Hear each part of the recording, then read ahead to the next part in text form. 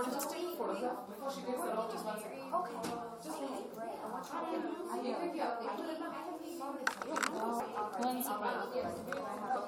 So you take what's good, what's working, the strengths of every member in your family.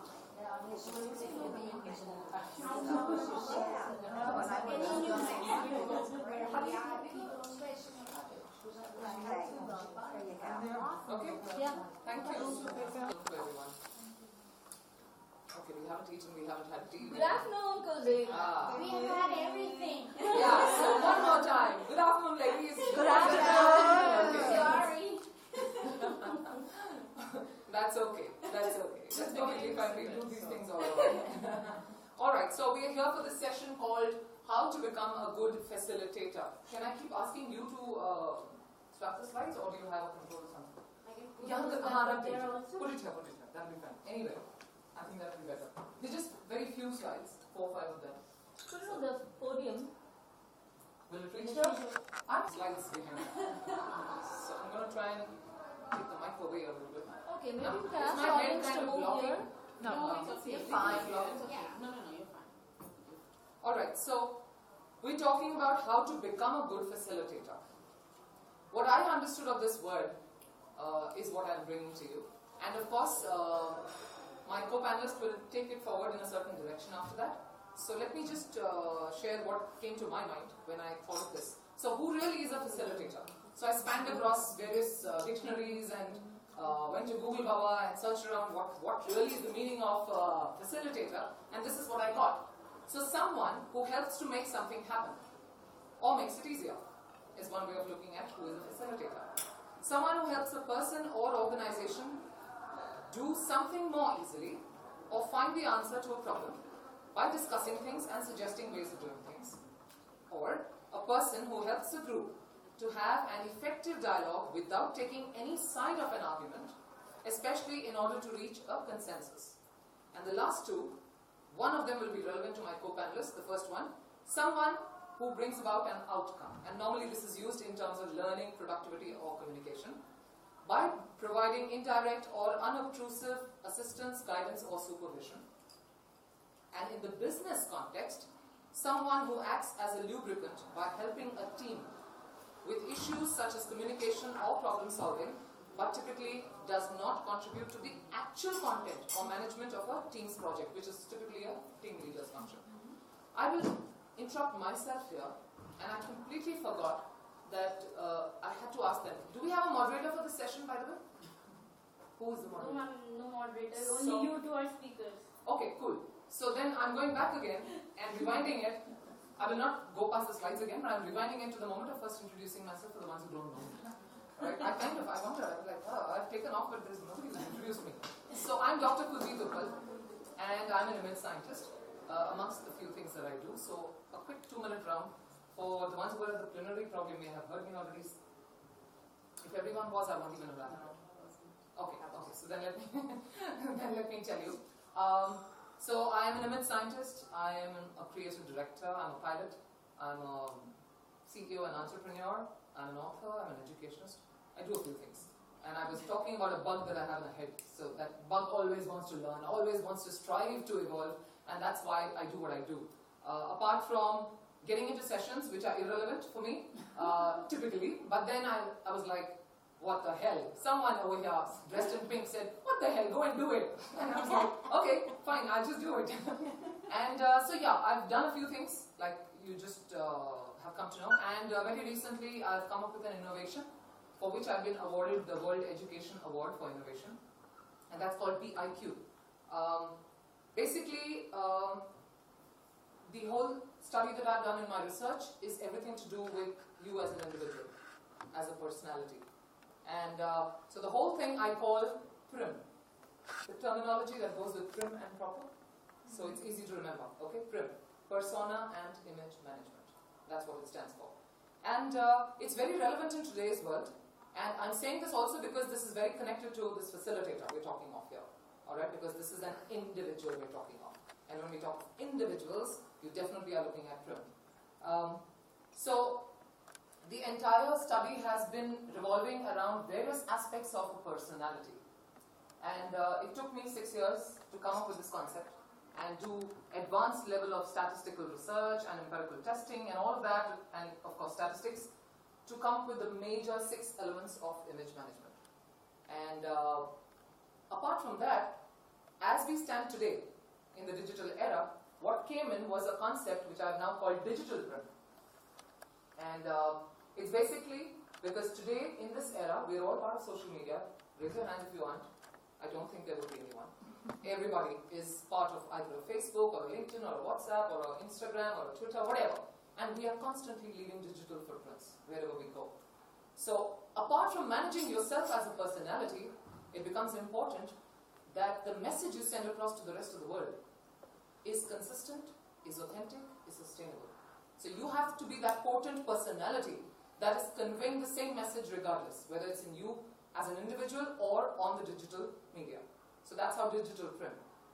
And my innovation, PIQ, is the first timer where you've all heard of an IQ, you've heard of an EQ. So I bring to the world PIQ, which is persona and image quotient. It's the first and only one in the world, which is in fact taking a digital form on my website this coming month. In the form of a web app, you take the test, it's got a series of questions, then you go into audio, then you go into video, so you're being captured completely. And then 2 weeks down the line, you get a detailed evaluation report from the image scientist lab. Okay, and that is going to have not just your score, it's going to have statistical conclusions about you through a spider chart and etc. And every element of image is going to be elaborated with your areas of improvement. So that's my gift to the world and to every person. I'm sorry? Persona, image quotient. Persona and image quotient. I've lovingly called it PIQ. Easy to remember. So that's the little about me. And coming back now to the session, in terms of facilitation, when we're talking of facilitation or the person who's a facilitator, we need to ensure that we never ever lose sight of the fact that even if you are technically understanding what facilitation is all about, your persona and your image still is supposed to be taken care of, right, at the end of the day. Okay, so let's move on now. So these are a whole wide variety of things that we probably have already indulged in, or we choose to indulge in. You can just see the list going all over. Many of us who've been in the training line or in a facilitation line have probably wanted to work on one or multiple dimensions of all of this, and I think it's all very imperative. Probably there'll be much more that one can list over here. So what really do facilitators do? And what value do we add as facilitators? Effective facilitators basically fulfill 3 roles. So let's see a little video that I had here for you all. The dimensions would be, okay, where's the arrow? I can't see the arrow of this. Just press enter. Is it on it? I'm wondering. No, I think you have to escape. No, it went off. Okay, I need help. Who is that? Please. Just read number. From that architect to pilot. Now we must prepare carefully for the group's journey. We double-check the requirements of the meeting room, making sure that it is clean and arranged according to our specifications. We see that all printed material, handouts, and supplies such as easels, paper, and colored markers are available. We also make sure that those who will be fulfilling crucial support roles, such as note-takers, timekeepers, translators, sound technicians, and others, are ready to go. Once the group arrives in the meeting room, we need to brief them on the agenda and present any ground rules to be observed during the session. We explain our role as facilitator and answer any questions about the flight plan. During this phase, the facilitator's main goal is to clarify where the group is going and the map to get to the destination. Once airborne, meaning once the meeting has started, the facilitator as pilot must be constantly alert to changes in weather conditions as reflected in the group's mood. We must be ready to respond to unexpected turbulence and other threats to the group's safety, making mid-course corrections as necessary.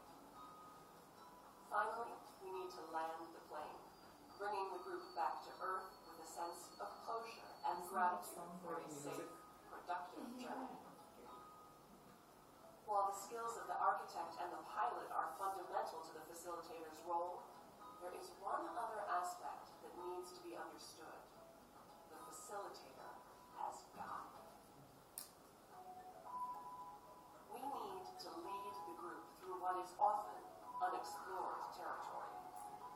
must provide a calm, steady presence, capable of helping the group work through its moments of panic, doubt, disagreement, or despair. Like all good guides, we must be alert and resourceful, but above all, we need to transmit confidence in the processes we propose and the group's ability to face its challenges and make good decisions. This skill is obtained through our own inner work and lots of practice with groups. With these resources, we can stand in the heat of debate and transmit a clear message.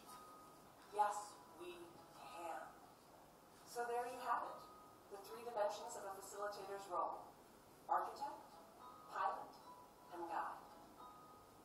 It is not necessarily an easy job, but it's never boring.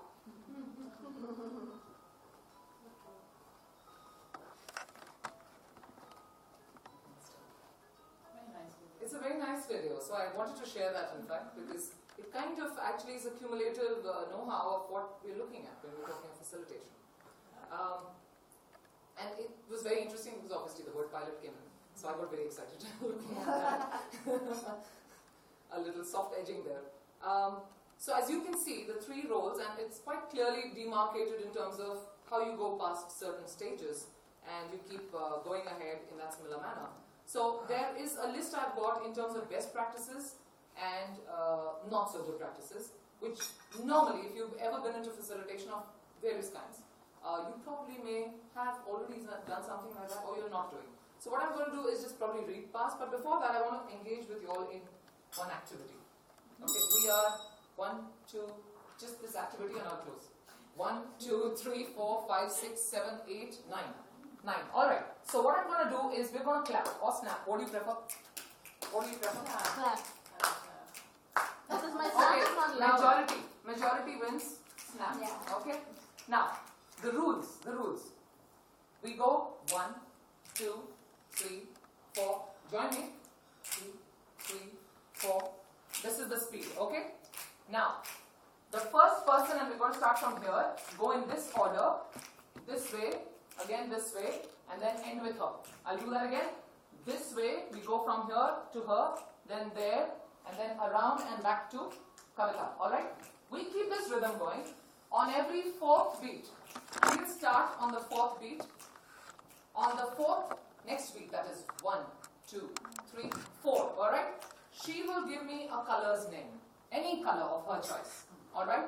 On the next fourth beat, she's going to give, you won't repeat the same color. You will give me another color's name, and so on and so forth. Only on the fourth beat. Are we clear? Ready to start? Ready. Okay, ready? Start. So we'll wait for the fourth one and then you start. Alright? 1, 2. Yellow. White. Black. Turquoise. Pink. Blue. Orange. Green. Tangerine. Fourth beat. Okay. Now, what was I doing? You enjoyed that? Yes. Kind of got you a little activated. Yes. What was I doing? I was just facilitating to get something out of you. A list of colors.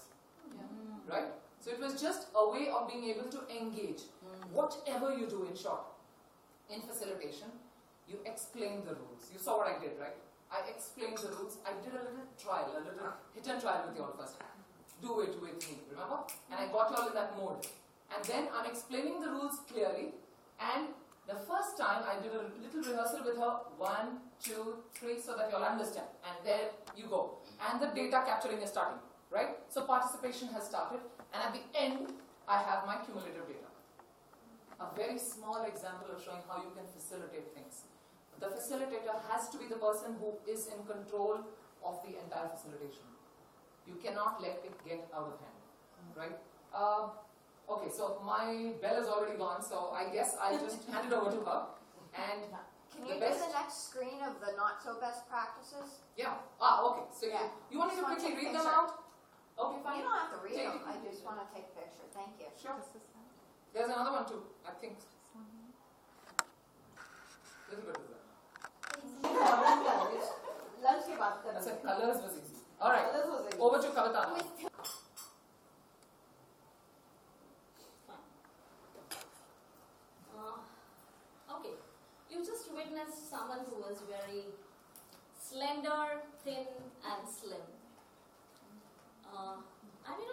exact opposite, but I'm not like her. Right. So, good afternoon, everyone. Good afternoon. Hello. Hello. My name is Kavita M. Prakash, and I've been a corporate trainer, and I have a multi-dimensional facet to my personality. I've also done a couple of things that help me look into my facilitation capabilities. So, I'll just read out what's there on my visiting card, which I will share with you a little later.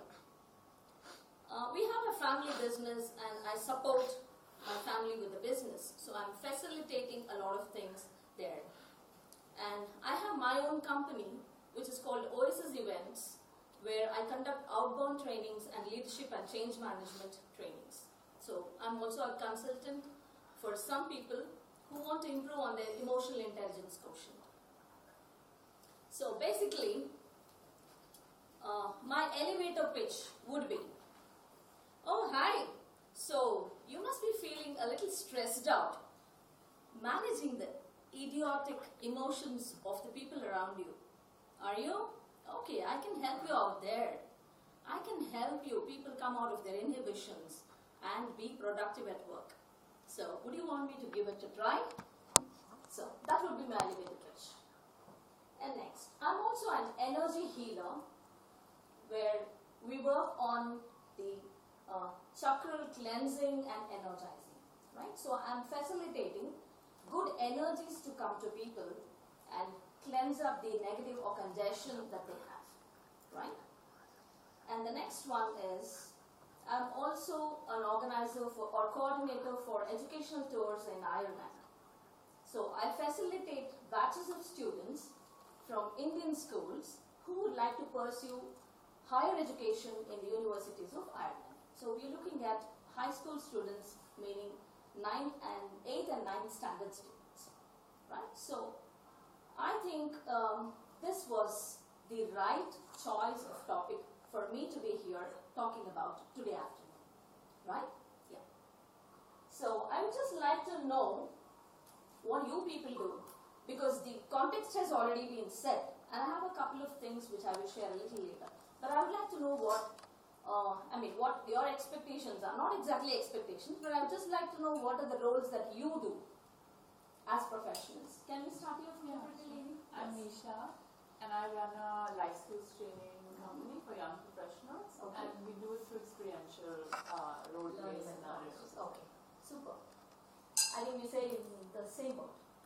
Yes. And what would you, my lady?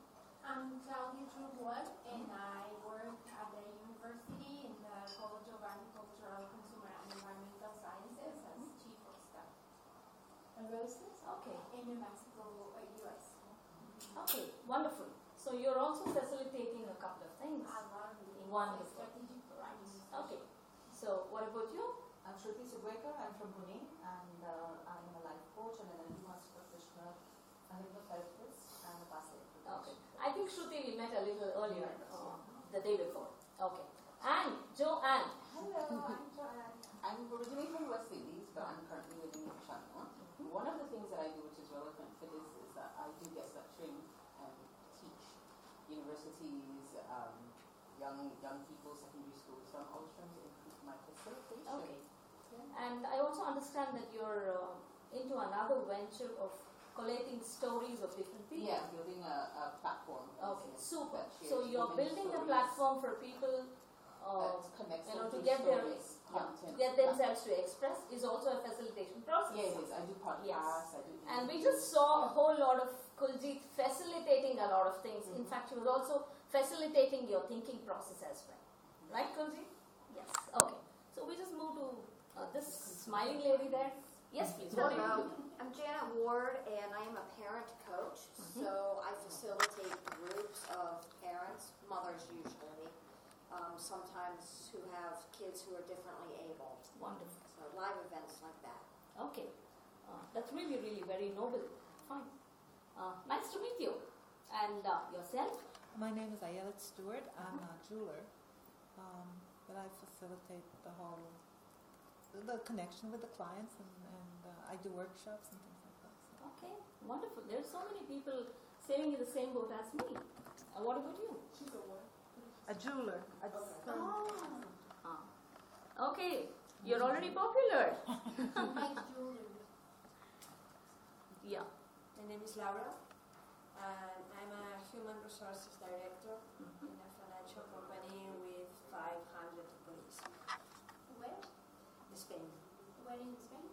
Barcelona. Oh, Okay. Special. Right. That's nice. Nice to meet you. And I'm Sarah Padaki, and I connect women globally around the world so they can now have international businesses. okay, wonderful. Where are you from? The U.S. Sable from US. Okay, great. So we have a wonderful bunch of facilitators in our own audience. Yes? Okay. So, hats off to you all. Shall we applaud for everyone here? Okay. Wonderful. In fact, this was just a small self-introduction by myself, and I got my audience also to introduce themselves. That's what I did, right? Yes. Okay. So what do you think was the highlight of something that we just did now? Learning about everyone else. I'm doing? Learning about everyone else. Absolutely. I'm learning about everyone else. And added to that, it was not just centered around me, but I was taking it to the next level of being participant-centric, right? I was shifting the focus from the trainer-centric to the participant-centric activity. That's what I did, isn't it? Now, did it add any value to you? Did it add any value to you? yes, because I got to know who was in the room. Yeah. Now, do you observe how she's seated now? She was earlier looking only at me. Now she has changed her orientation and she's looking at everyone else as well. Right? So psychologically, we reorient ourselves if there is someone who is very good at facilitation. Right? Yeah. Now, I think we also gave a compliment to Kulji just a while ago that she revved up the energy in all of us by bringing us into some physical activity.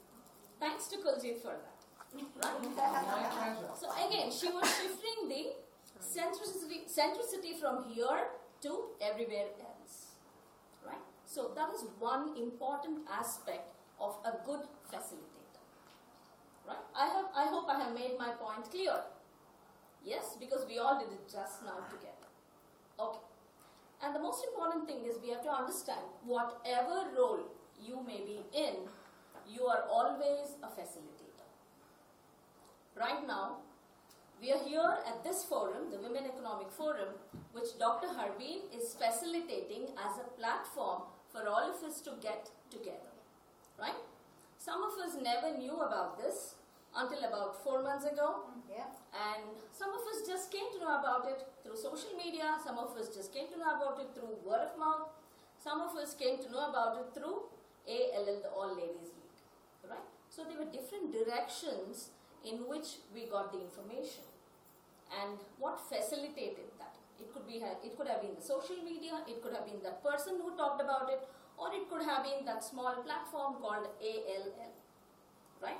So even as groups or platforms or people, they are constantly facilitating. But the most important thing that we notice here is that when a facilitator is effective and believes in himself or herself, he is taking the people who are being facilitated from point A to an elevated point B by adding value to the thought process, where the person explores himself and unleashes his potential. Have you seen that happen with your facilitation? Have you seen that happen with your facilitation? You said you facilitate parent and Yes. children's groups, right? Yes. So have you seen that there has been some transformational thinking with the batches that you met? Or the pairs that Yes. you met? Normally, the biggest transformation is mothers walk out feeling like they're not alone. Okay. They have realizations that there are other people going through similar challenges. Wonderful. And the connections they make are very valuable. And that's to so each other. heartening, right?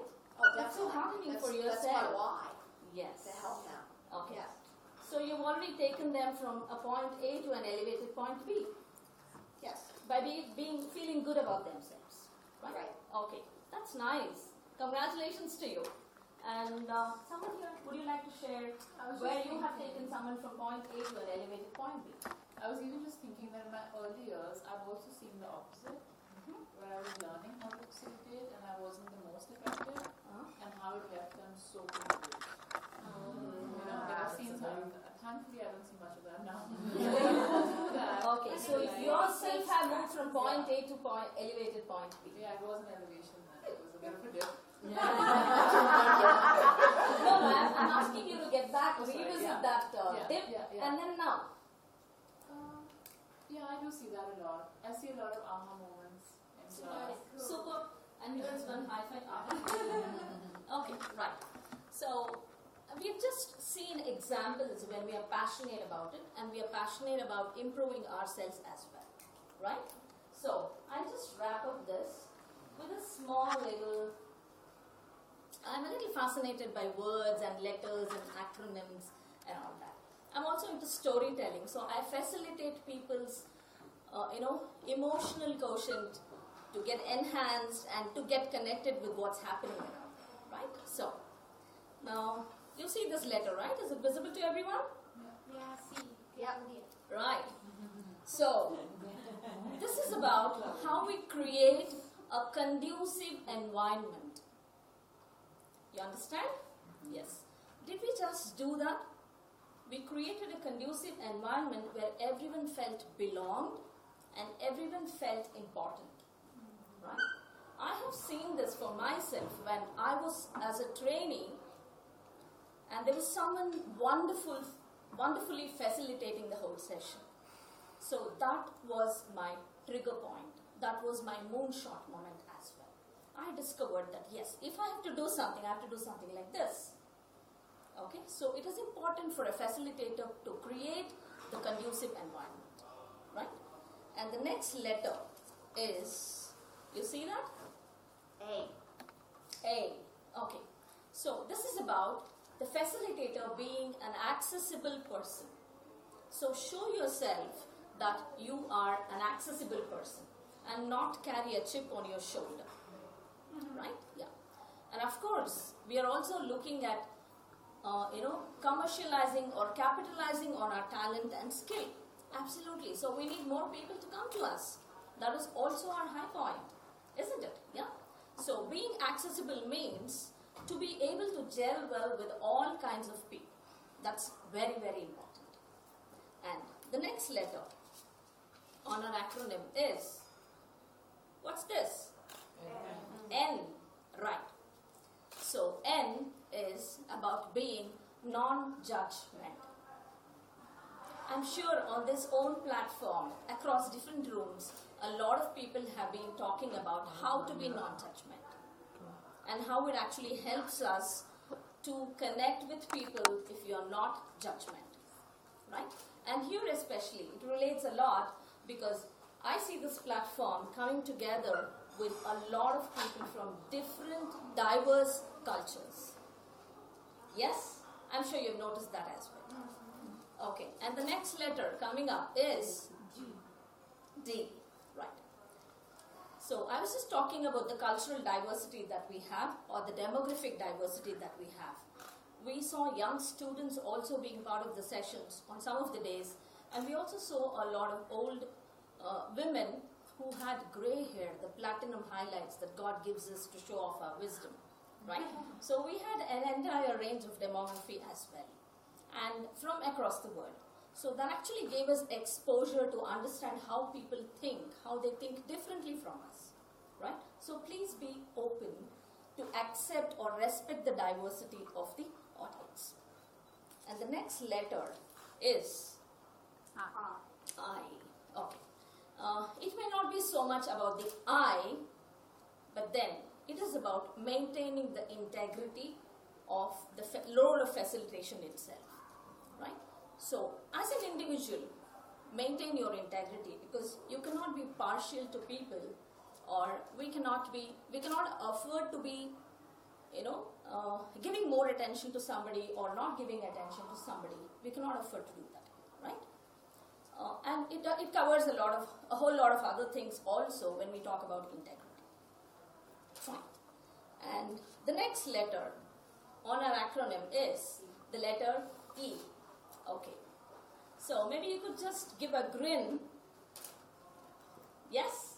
E. Yeah, Joe has the best grin. It reminds me of my childhood, innocuous grin. Okay. So E is about being able to empathize, being able to understand what the other people's needs are and bring in resource material or the awareness platforms that will actually help them to move from level A to an elevated level B. Right? So that is the research that we have to do as facilitators in any role just to help out the people who are approaching us. Right? So be empathetic. It's very important. Unless you try to understand or you put yourself in the shoes of the people who have sought help, you will not be able to sort out a couple of things. It's not that they're expecting you to sort out the world's problems or their problems, but at least you can give them the reassurance that it can happen. Yes? Okay. And the last letter. Again, it's another D. Right. Now, this is something which I advocate very, very passionately. You have to be someone who is deeply, deeply in love with the role that you hold. Until and unless you have the deep passion, you cannot be able to fit into the shoes of a facilitator.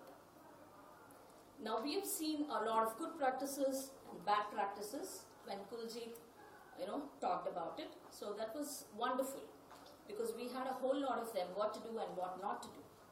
Right? But for me, just as a takeaway, I just want you to remember these letters. C-A-N-D-I-D becomes candid. So if you're a facilitator, you have to be candid. Right? And actually there was one more letter. It was a 7-letter word which was C-A-N-D-I-E-D. What was that? Candid. Right? So, if you want your role to be candid, you have to be candid. All these things. Yes, you have to be candid. Thank you so much. Nice talking to you. Thank you. So, Anyone, questions, discussions, whatever? Yeah, I have a question. Yes. So a lot of what you talked about, both of you talked about this it was focused on us and what we would need to do. So my question is, there's also an audience that we're talking to, right? So you kind of talked about, being candid. How do we best address an audience who is disengaged? Or how do we get an audience to be engaged? Okay. How do you get an audience to be engaged? You want to take that question or I will take it? You answer, I can give my perspective. Okay, great. Yeah, so she wants both of us to share our perspective. Yes, first of all, we have to be human and understand that people also have priorities. So don't get offended when people are not engaged. Number one. And the second one is, don't take it personally. So it may not be about you, it may be about themselves that they are not able to be engaged. So these are two things. This is just a disclaimer. But yes, there are many, many things that we can do to get our audience to be engaged. Right? Especially when you make it a participant-centric approach, people will definitely get engaged. Right? But in between, if someone is really looking at their cell phones or and if it's so evident, you can just go and smile at them and then take their cell phone, put it on the table. No offense to them. Well, I think that's Okay, I do that actually. Personal space Okay. in the U.S. We appreciate personal space. You smile. My take Yes, please. That wouldn't go over well. I think a good thing would be, as a facilitator, to be very alert, very agile in your mind and understand the vibrations that are going on in the room. So if you realize that it's beginning to kind of, go in a direction where people are losing interest, change your methodology of reaching out to them. I think that's very important. See what works And for that you have to do a little hit and trial, but have plenty of ideas up your sleeve, which should be rehearsed probably somewhere back in your mind before you walk into a session, so that you know, oh, this doesn't work. So probably there are times when I've had to I have a very booming volume, for example. And when you see a very mild, meek kind of a crowd, let's say little girls and little boys, you can't always be the same way. The body language changes, the way you say things, what you say, all of that changes. So I guess it's more out of the fact that you're a little more alert, a little more agile and understanding the nuances.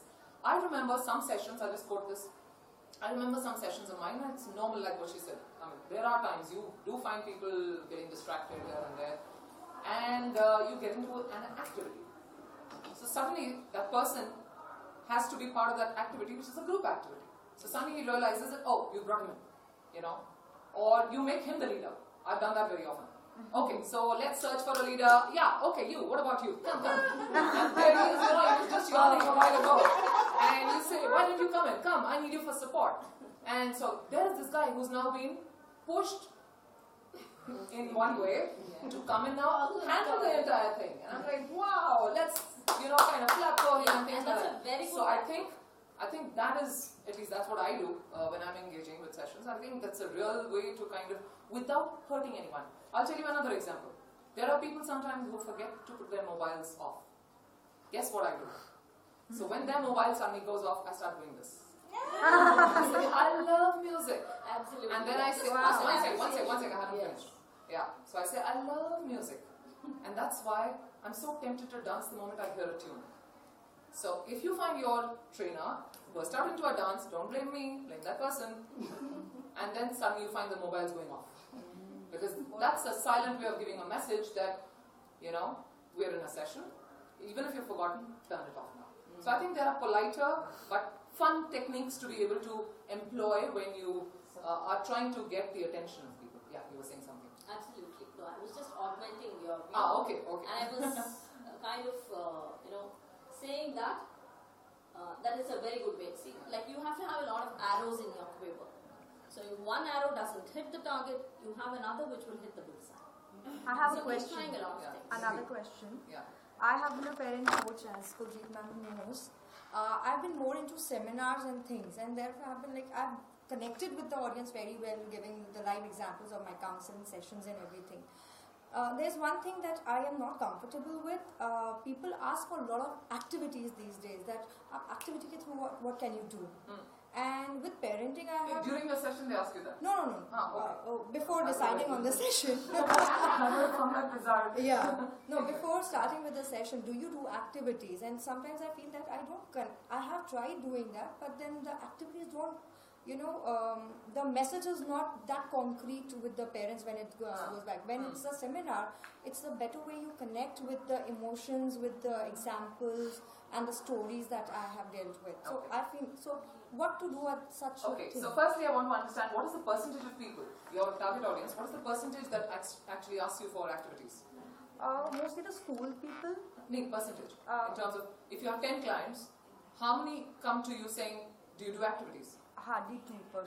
1 or 2%, that's it. So then you should have a mix. When you plan your 1 hour, 2 hour, whatever session you have, plan a little quantum there. I mean, you have to cater to every person who's sitting right there. Okay.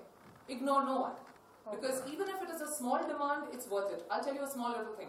When I start a session normally, and when I'm teaching them image, for example, when I do a session on verbal skills, and I'm in a mixed audience normally, it's a very heterogeneous group. I always make it a point that when I'm talking and before I start my session, I ask them, is the space at which I'm speaking comfortable for everyone? Now why do I do that? It's only because maybe even one person in that crowd of 50 is slow on the uptake. So I have to cater for that one person because he's my audience. So I think as a facilitator, you have to ignore no one. So even if you had, let's say, 2 people out of 10 come up to you asking for activities, you lose nothing. Yeah. You may just make them happier, right? So incorporate it in that similar kind of ratio. Okay. That's my mind on that. Can I add something to that? There's 4 kinds of learners. Yeah. And I can't remember the 4th, but there's the audio learner, the visual learner, and the audio visual learner. Okay, kinesthetic. I didn't remember the 4th, yeah. And kinesthetic. And that's that person who's asking you for activity. Yeah. So while you feel that it's not making an emphasis, that's how they're learning.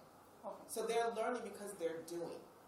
And you're thinking, oh no, I'm telling you, this story is passionate. I'm so emotional. I'm connecting with your heart.